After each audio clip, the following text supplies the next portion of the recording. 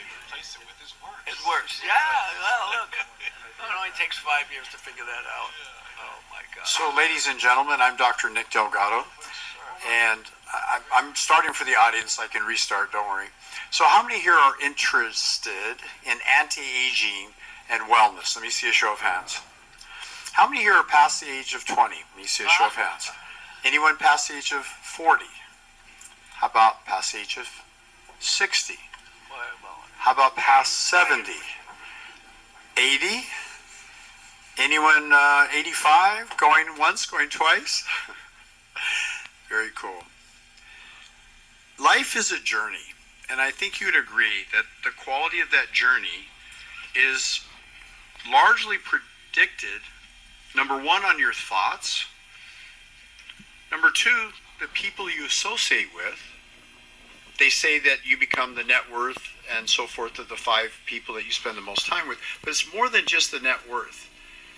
Because if those people that you spend time with are challenged, either physically, mentally, or emotionally, these people on this panel are world experts in the area of, I'll just call it transformation, whether it be Dr. Jeffrey Benton about emotional trauma release, who I've had the pleasure of having treatments by him, an extraordinary practitioner.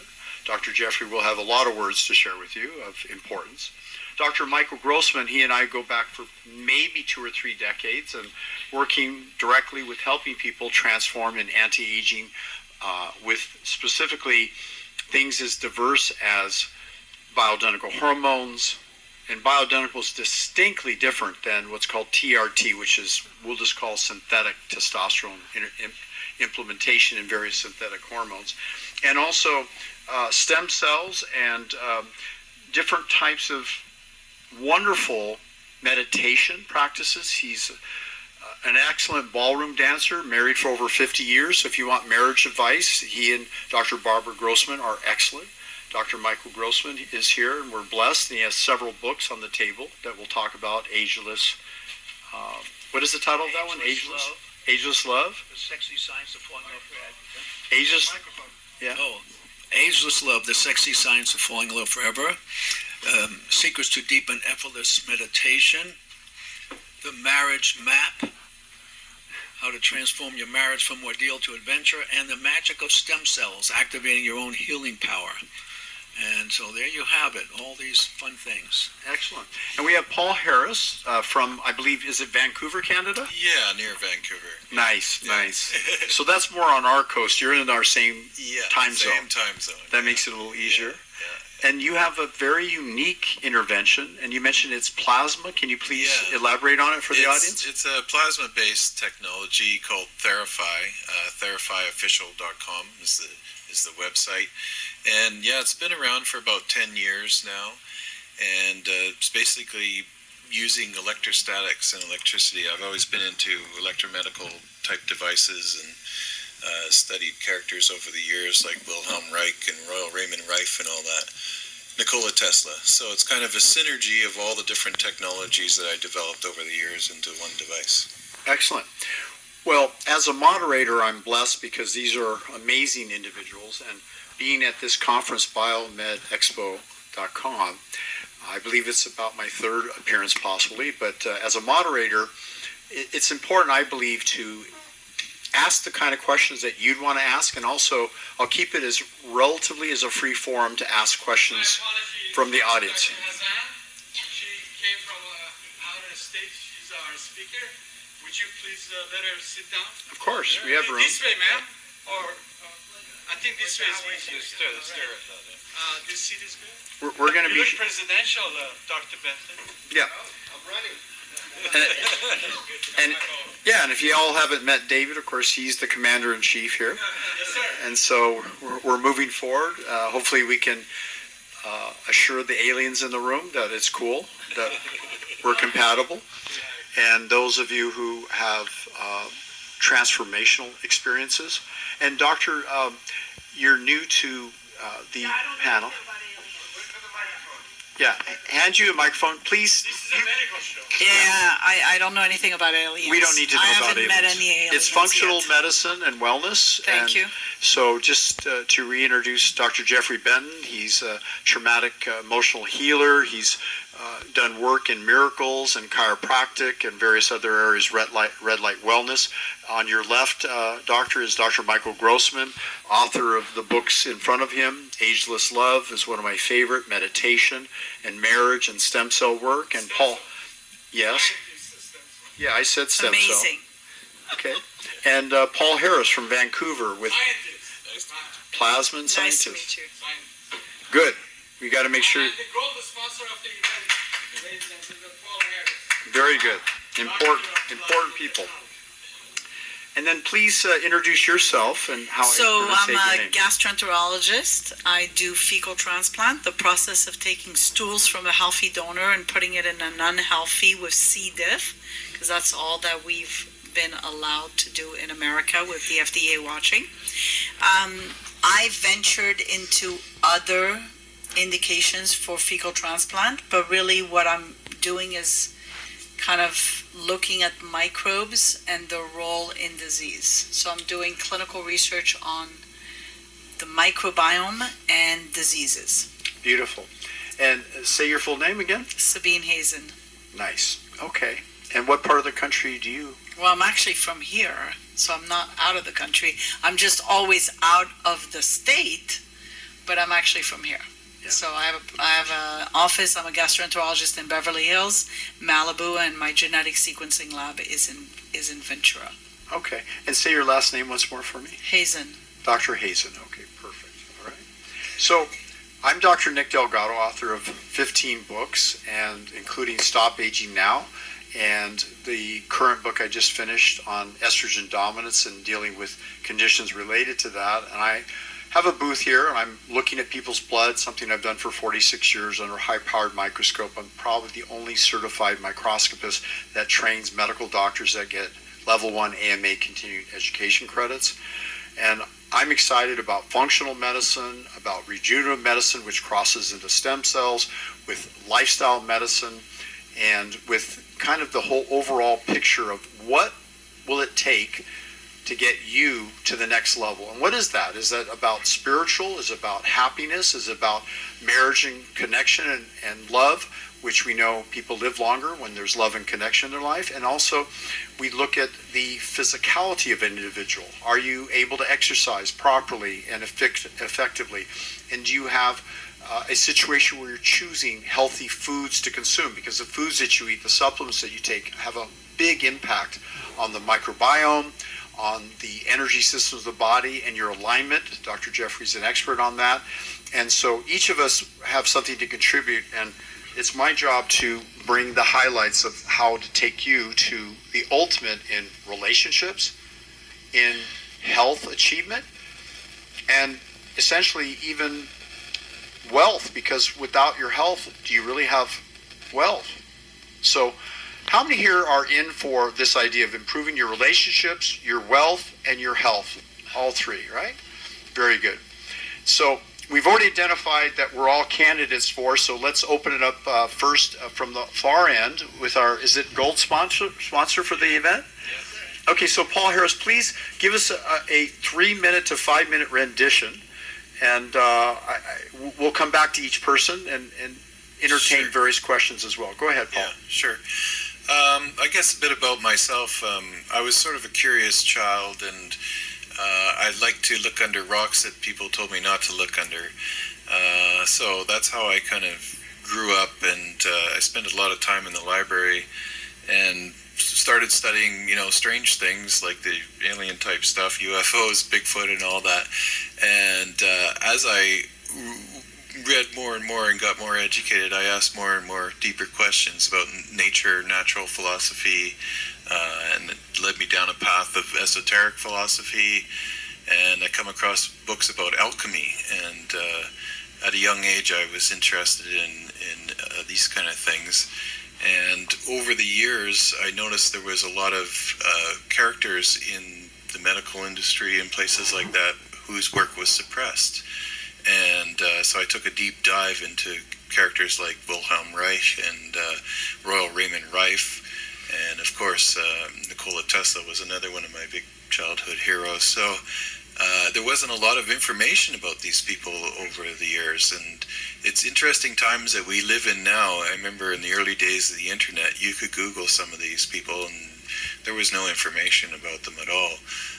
So it took a lot of research and meeting people over the years, and we had a group up in Canada, was the Rife Research Group, and slowly stuff came out of the woodwork about what he was doing, and he was an amazing engineer, and he developed a microscope. Speaking of microscopy, where he could see beyond the theoretical minimum wavelengths of light, and he used special interferometry with Zeiss. Carl Zeiss was a good friend of his, and he had a microscope he developed that had like over 2,000 parts in it. And what he did is he isolated what he believed was a cause of cancer, and it was a virus, two viruses he called BX and BY. And so he cultured those viruses, and he used laboratory animals and injected them into rats to grow cancer. And then he performed surgery on these rats, and then he would treat them with frequencies. He used radio waves and plasma, and so the radio waves activated the plasma, and it just was a field effect. It was like a non-invasive process that he was doing, and he let those rats live to be very old age. And eventually, this was around the time that the AMA was just being formed, and they sort of challenged him and gave him like 13 terminally ill cancer patients, and he had quite a good success with them. And unfortunately, his career didn't end too well, because they basically, ruined his name and destroyed his lab and suppressed his information for many years. And it didn't start coming out until the late 80s, when Barry Loines wrote a book called The Cancer Cure That Worked. And so I ended up meeting a lot of people that were associates and knew about this technology, and worked over the years to sort of reverse engineer what he was doing. So that's been a big part of my work over the years. Tremendous. Dr. Michael Grossman, please share with us your journey and what the audience can benefit from your training in. So funny. I think about my journey in medical school. I was a complete wreck before every exam trying to make medical school, and didn't sleep the night before. And after I took the exam, 2 minutes later, 30 seconds later, I felt fine. Headaches, irritability, mood, everything was gone. I didn't know how I scored on the test. It didn't matter. The test was over, so I could relax. And after 2 years of living like this, I said, I can't live like this anymore, because you're taking an exam every week, and your life is a mess. So I learned meditation, and it changed my life. I became calm and relaxed, and I became happy, and began reading about spirituality, and it completely changed my life. And then the other big life-changing experience is, of course, getting married. My wife and I teach our classes on marriage, and I do that, and I share with groups that my wife and I have married 52 years, but we had 3 different marriages. The first marriage was 10 years, which was a wonderful marriage, and we did whatever I thought was the right thing to do. And then my wife went back to graduate school, and she's hiding in the back of the room near the door there. So she went back to graduate school, and she learned to think for herself and have her own opinions, and that was really traumatic. It was very difficult for 6 years. Oh, was that a lot of upset? My goodness. And we had to do a lot of work to make the marriage last. And so there's so many stories I could tell about that. But the bottom line is, we didn't get help from counselors. We got help from spiritual advisors. And it was dramatic, and it changed our lives. It changed my life. And we had then a third marriage, which is of 2 autonomous people coming together. And the research now has come out from the Harvard study, like 80 years of studying graduates of Harvard and the surrounding poor communities. The most important factor in aging after the age of 50 is not cigarettes, it's not blood pressure, it's not cholesterol, it's not exercise, it's the quality of your personal relationships. Unbelievable. So that's a passion that I have, to have people live high quality of life, which means you got to work on your romantic partnership. Romantic partnerships are so different than brothers, sisters, parents, children. There, if you don't see them for 6 months, no big deal. You get together, how was it? Oh, I miss you, how you doing, all that. Don't try that with your romantic partner. It does not work. You got to stay connected always. You got to constantly work at it. It's not an easy process, romantic partnership. It's difficult. The other thing was, when I got involved with meditation, I got involved with acupuncture. I was one of the first licensed acupuncturists in America in 1974. Everyone in my medical school was like, mouth was open when the acupuncturist came by and stuck needles in you and you got numb here in your mouth or in your leg or whatever, and they couldn't believe it. I became a licensed acupuncturist, and I loved that, dealing with herbs and nutritional things, and I've done that for so many years, and so that got me into this whole holistic sort of approach. And I've been doing stem cells, one of the first people to do stem cells here in the last, 15 years I've been doing stem cells, and now doing exosomes and doing so many variations of that. And it just changes people's lives in so many ways, and I have so much fun doing what I do. So that's a little snippet. But we can go on for a few hours, but I'm going to pass it over here. Well, as a gastroenterologist, there's a lot of new research suggesting that literally the microbiome that a fecal transplant may induce someone to help them to lose weight when it's transferred from someone who's in good shape compared to someone who's obese, and even vice versa. I'm not sure if an obese person, if you transplant, makes a thin person obese. It hasn't been proven yet. Okay. It's only been mice studies. So in concept, yes. Okay. However, it's not been proven yet. So those tell are us the studies, and those Yes. are the research we want to see, obviously. So the microbiome is very complex. How did I get to this? I'm a gastroenterologist. Years ago, I achieved improvement in Alzheimer's in one patient, published the data. We were the N of 1 that showed that Alzheimer's improved. So I went to Dr. Sidney Feingold. I don't know if you know Dr. Feingold. He was at the VA. He wrote the book on anaerobic infections. And I said, Dr. Feingold, what am I seeing when I see improvement?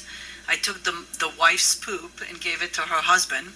And I said, what am I seeing when I'm improving a guy and he can remember his daughter's date of birth by just changing the poop? And he said, you're seeing microbes and you're seeing the microbiome in action. And he said, when you open your genetic sequencing lab, you're going to understand this science and you're going to see a microbe that I've been culturing for years on Alzheimer's.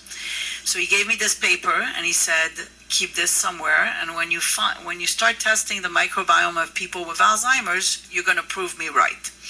And so he was right. I embarked in it. It happened after the Woolsey fire. I opened my genetic sequencing lab, Progenobiome, with the interest of really understanding the microbiome. What happens in Crohn's disease in the microbiome? What happens in autism in the microbiome? What happens in obesity? Why are the mice changing their, why are we able to transplant a skinny mouse to a fat mouse and the fat mouse becomes skinny, right? So that was my interest. The microbiome has a lot of possibilities, but it's still at the beginning. This was an expensive undertaking to look at the microbiome, but I felt, what if I'm that patient that becomes Alzheimer's? And then I look back at my life and say, I coulda, shoulda, woulda, and I didn't. So I embarked on it. It is the wild, wild west. There's trillions of microbes out there, and we're trying to figure out which ones are good, which ones are bad. Come to find out that a lot of microbes are neither good or bad. They're good up to a certain level, and then they become bad depending on what you do to them. Kind of like humanity. If you piss off humanity, a good person can become bad, right? So it's the same thing. The microbiome is very interesting because it's really a microscopic view of life that we don't see, but yet those microbes dictate whether you're happy or miserable. And I'll tell you why I say this. Because when I transplant a patient that is from a person that is happy, my patient that was depressed all of a sudden becomes happy. Of course, these are N of 1s and 2 and 3 and 20. But there is definitely something. We published a microbiome with anxiety. We published a signature microbiome in bipolar. In fact, yesterday I was in Vegas speaking on bipolar disorder and the microbiome. So if you have a signature microbiome that defines bipolar disorder, possibly you could correct that microbiome and therefore change the disease. But that's the beginning of research. So where we have reached improvement right now that I'm very excited about is in the field of autism, where we actually took a sibling and gave it to her brother, and the brother was autistic and he's now doing great. And we had twins where we basically identical twins that were severely nonverbal and very aggressive, and they are now verbal and non-aggressive, and we show the microbiome change. And so for the first time we're seeing not only the clinical picture, but we're seeing the microbiome in action. So it's an exciting future. Obviously there's a lot of controversy, and a lot of people are censoring me and blacklisting me and putting me in all sorts of positions. But here's the thing. This train needs to keep moving so we can understand life, because we're all going to be patients. And if we stop it, then we're not going to know. And, the microbiome is what takes over our bodies when we die. It's microbes in the gut that decomposes our bodies back to the earth. These microbes are still alive. Our bodies are gone. We're just a reservoir for them. So those people that stop and retract papers and create chaos because they want to make a business out of it, they're interfering with research that could actually help them. And also the problem with those people is a lot of them are missing microbes. So, that's the reality. So at some point we got to realize disease occurs because we're missing microbes. Not because we have too many bad microbes, but really because we're missing a lot of good microbes. That's it. So, Dr. Jeffrey Benton, you have worked on a number of people. What was it that led you to think that emotional trauma had anything to do with pain in the body? Well, let me start off with how I got into the field, and that answer sort of comes at the tail end. So my license is chiropractic, and I find that chiropractic is at the bridge to higher things consciousness. So if people have heard of Joe Dispenza, he was a chiropractor. There's a lot of chiropractors that started off looking at the body and taking, I'll say, trauma out of the nervous system, and we just notice what we notice and say, wow, well, if we do something a little different, and it's just it's a gateway for energy medicine. So my journey led me to meet up with, I consider a soulmate, and we dated for a while, and I was stuck to sort of appreciate her. My upbringing is I'm first generation Holocaust survivors child. So my parents both went through the Holocaust, so that means that for a certain amount of time of their life, they didn't know if they were going to live or die the next day or the next hour. It's really hard to plan. So there was like this air of anxiety that was imbued in our home upbringing. So I always had shelter. I always had food, but some of that higher nurturance I wasn't aware of it. So I really kept to myself. So whenever someone who fell in love with me and felt my energy and the connection, it was really hard for me to acknowledge that and appreciate that. So we were, I broke it up because I didn't feel it, but it took 24 hours, and then I felt something that I've never felt before. I go, oh my God, I made a huge mistake. And she was over me for this. She was just really upset. And we were at the Kabbalah Center. And she said, look, just go through your prayers. And I had a conversation with God, and there was a question in my mind. It says, do you love her? Do you want her? And absolutely, I said yes. I was embarked on a journey of higher consciousness using the meditations and the mikvah. So there's some spiritual bathing of cleaning the energy, and I was really ungrounded for a while. And I reached some higher realms where then I sort of got, a download or a discovery of how trauma gets into your system.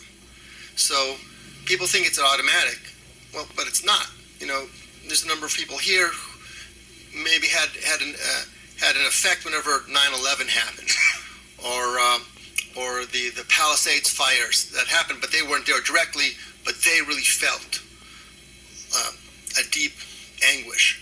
Well, why is that? Why do they feel deep anguish? There's an actual physiological mechanism. It's not all in your head, and I discovered that.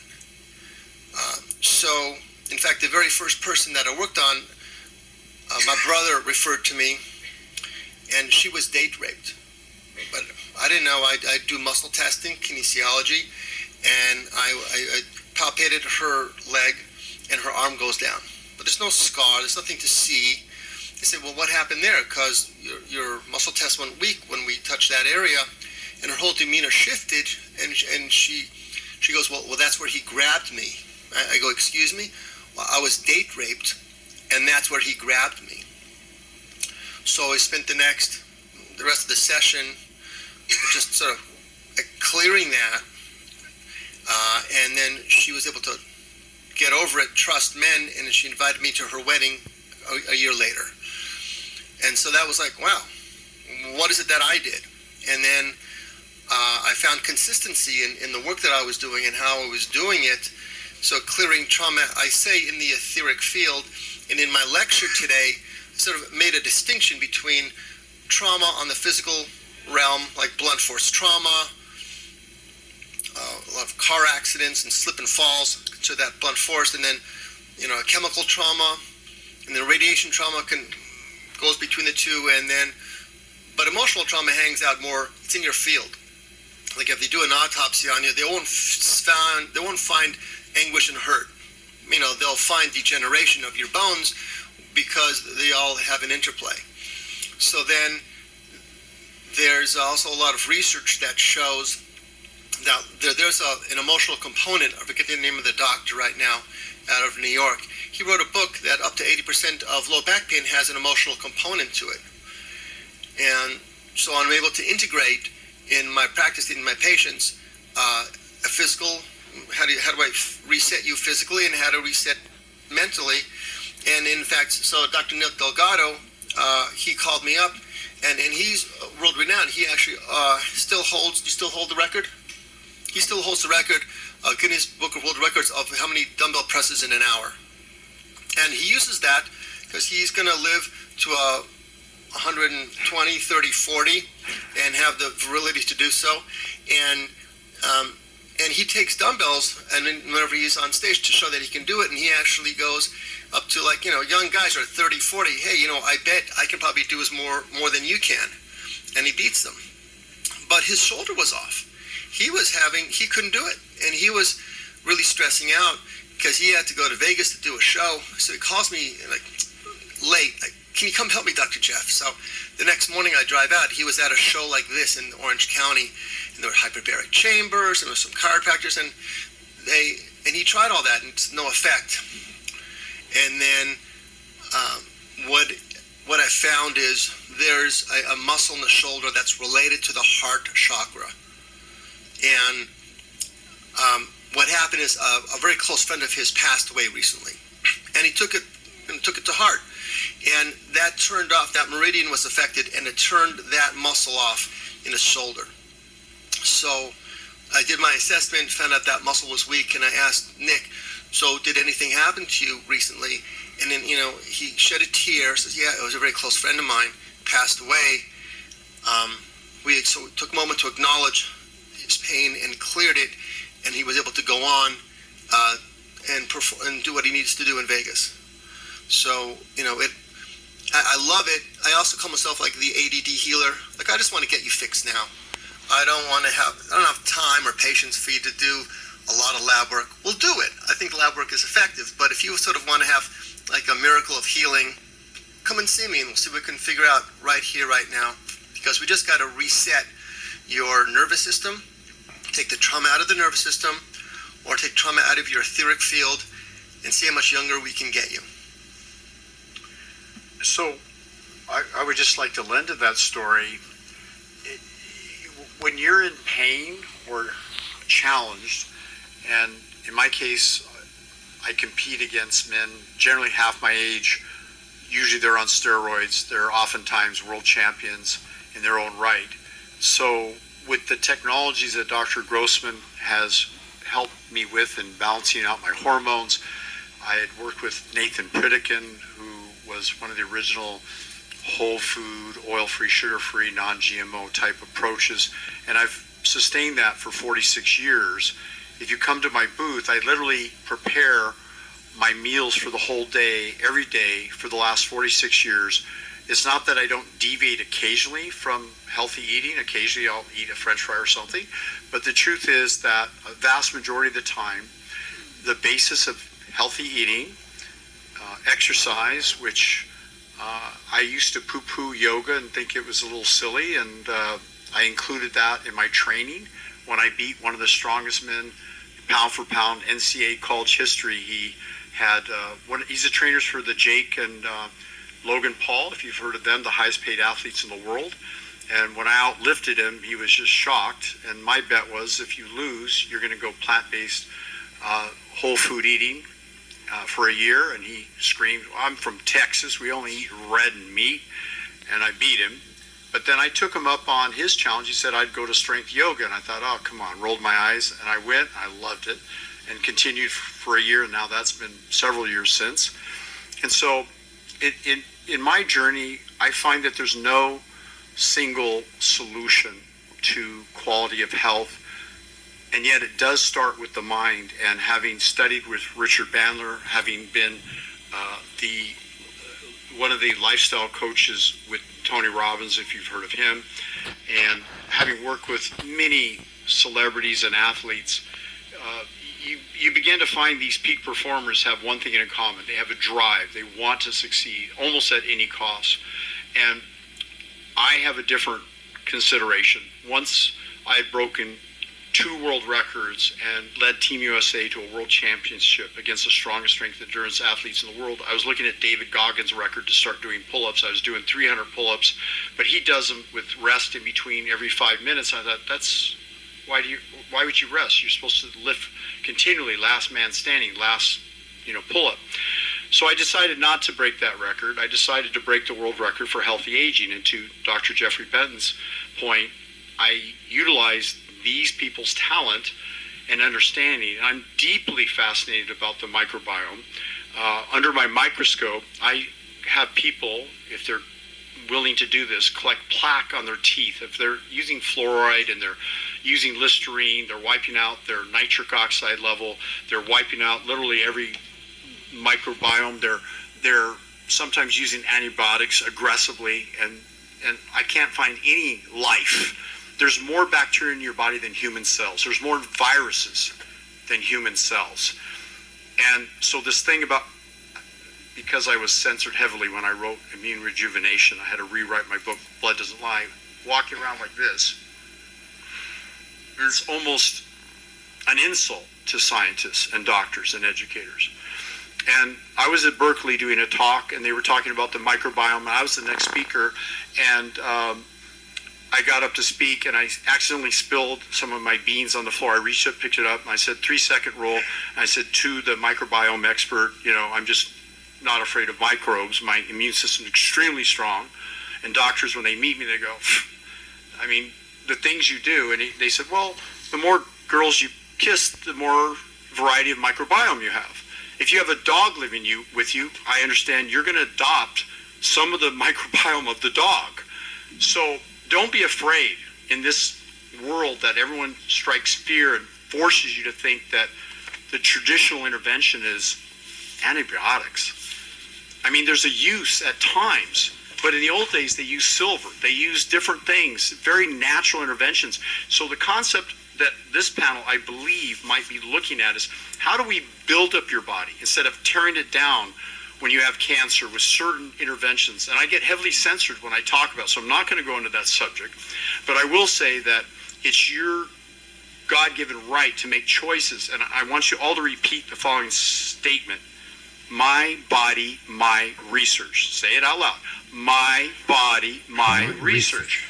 So I'm the first to launch full launch peptides of where most doctors can't get them. And you have to sign a little checkbox and say, okay, quote, not for human use, but the correct additional statement is my body, my research. I happen to use research peptides, which have been used for over 100 years by the Russians, the Australians, because when the cosmonauts went up, they were coming back frail and muscle atrophy and aging rapidly. And it was like, what's going on with outer space? Elon Musk has dreams of us going out to outer space. So they launched a whole project with knowing there was over 7 million different peptides. And we discovered about 100 different peptides that we have at delgadolabs.com. And the point is that once you understand peptides, which Dr. Michael Grossman, I believe, is a big fan of peptides, and I'm not sure of our gastroenterologist's commitment or position on that as well. We're actually testing peptides on the microbiome. Okay. We're actually testing with a few functional medicine doctors peptides on the microbiome. I love it. So Dr. Haven Savine of Beverly Hills. So we're all pretty much local, except you'd have to take a little flight up to Vancouver, but it's a cool flight because I love Vancouver women. I'm single, sorry, I keep talking about women. But Dr. Grossman tells me that if you have love and connection, even if you just play cards and joke and have fun, I mean, 100-year-olds in some of these blue zone countries, it's not just the diet, although they are largely plant-based in most of the long-lived cultures, but they get together and they laugh and they support each other and they reach out to someone, one of their colleagues, if they don't show up to the card game. 100-year-olds, sometimes someone's fell or something happened. So to Dr. Jeffrey Ben's point, I mean, love and connection and emotional trauma, you don't have to walk around with trauma. We all come into this world and we're facing, as a child, maybe a parent yelling at us, and we get anger, we get hurt, we get jealousy, and then we harbor those emotions for most of our life, imagine trying to get on a plane with so much luggage you can't carry it on the plane. These people are experts at releasing that emotional trauma. I do timeline therapy, NLP. Most people don't know I'm a world expert, and that's how I break world records. I literally imagine the weight light as a feather as I'm lifting when I'm curling 50 pounds nonstop for an hour. The world record with the Guinness record was 550 curls in 1 hour with 50 pounds, including the bar and the plates. And I did 1,038 curls. I doubled the human world record at the age of 55. I'm 70 now. So in 50 years, I'll be the oldest living, healthiest individual on the planet, and I hope you join me. How many here in 50 years you'll be around still to see that following the guidelines of this panel? See a show of hands. Be confident, right? Some people say, well, I'm going to get to 100. I don't think I want to be drooling in a wheelchair. And that's our impression of what it's like to reach 100. But my impression about it is what Dr. Grossman is, a ballroom dancer. I'll be out there on the ballroom dancing and doing salsa at 100 and something. So if that works, Paul, do you have something to lend to this conversation? Yeah, this is a question, a few things that have come up here, and a question I always had is, what is it to be human? And we talked about the microbiome and human cells. If you think about we're made up of like 10 trillion cells, and there are trillions of other things that make us up. And that's not just bacteria, it's also viruses and fungi and only like 10% of those cells in your body are human. So if you think about it genetically, and then you have the mitochondria, and you can have hundreds to 1,000 different mitochondria in each cell, and they have their own genetic makeup.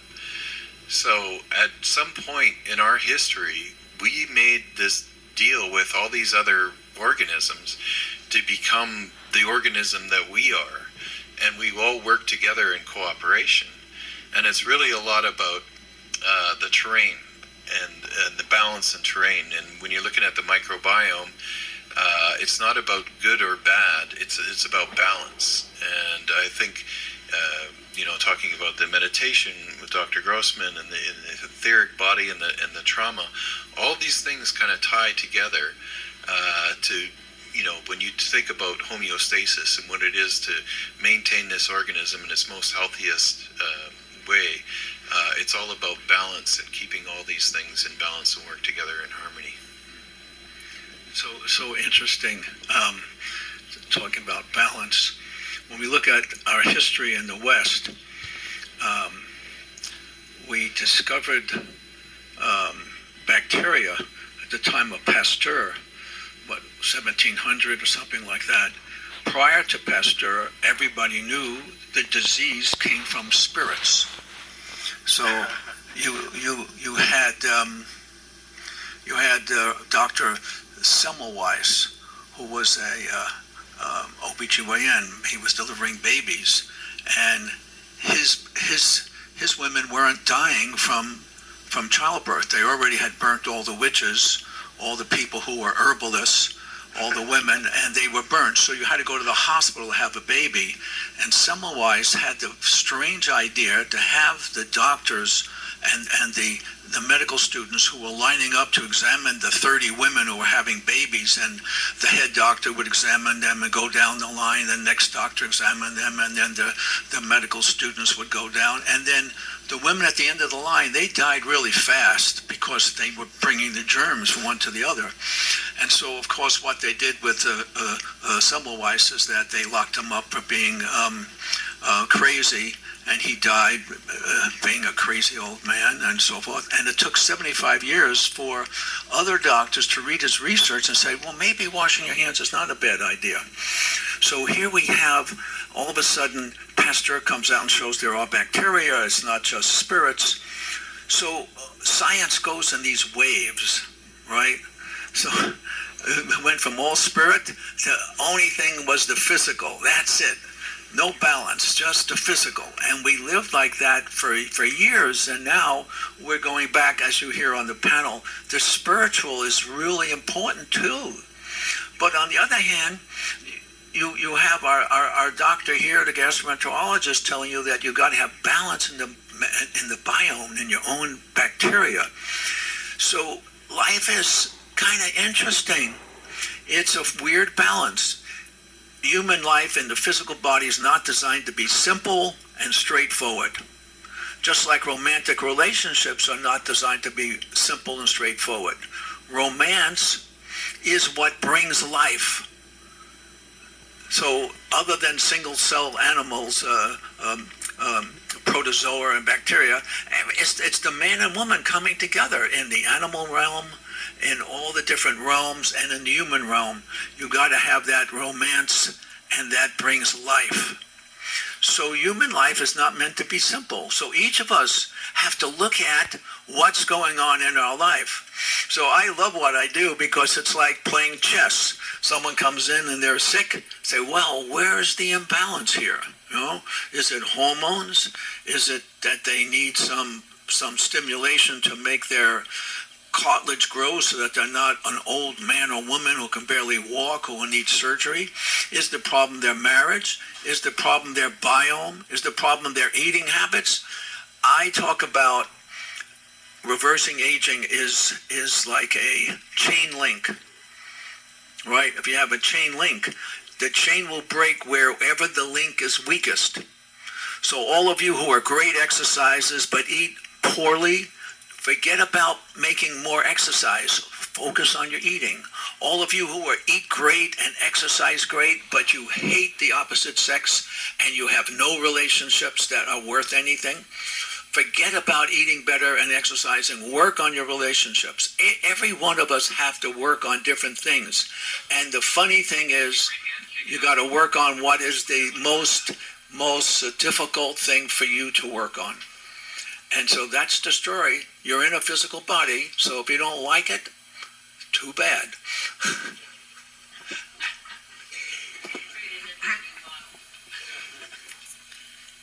I'm going to add a little twist to all of it. What if you're really compatible with someone because they have the microbes that you lack, right? What if you find that person that's your soulmate because she has the microbes like a lock and a key, right? So how amazing that there's so many things we don't know in the world. And I'll tell you, it's an interesting story. I have some patients that are bipolar and they're lacking some microbes. And I have these other patients that come to me and say, you know, I always attract the same kind of guy and he's always bipolar. And when you look at the microbiome, the person who attracts the bipolar patients has a lot of microbes that the bipolar is missing. So when you look at that, you have to ask yourself, we're just animals, right? If you think about the animal kingdom, you look at lions. A lion does not go with an elephant. Why? Different microbiome. And by the way, I was in Zimbabwe. Instead of taking pictures of the animals, I actually was collecting their stools. So I can tell you that for a fact, because the lion has a completely different microbiome than the elephant. That's why the lion is a carnivore, and that's why the elephant is an herbivore. So even in the human kingdom, we have our microbiome determines what we want to eat. So don't ever get pushed into saying you should be herbivore, you should be carnivore. There's some people that are lions in humanity, and there's some people that are just sheep, and there's some people that are monkeys, and those are usually your comedians, especially if they talk about ivermectin.